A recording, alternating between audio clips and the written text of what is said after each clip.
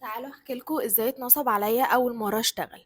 اول مره جالي جوب اوفر كنت فرحانه قوي وكنت شايفه ان هو كويس وقبلت وابتديت الشغل.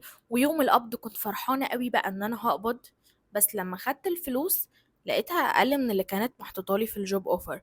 وانا كنت لا بغيب ولا بتاخر دقيقه وبلحق البصمه قبل ميعادها وبوصل اول واحده في الشركه وبمشي اخر واحده. كنت ملتزمه جدا وكنت شاطره جدا. فاستغربت، هو انا مخصوم مني ليه؟ هو انا عملت ايه؟ فرحت للاتش ار واتكلمت معاها. قلت لها انا دلوقتي القبض نزل لي كذا وانا المفروض السالري بتاعي كذا، ازاي ده؟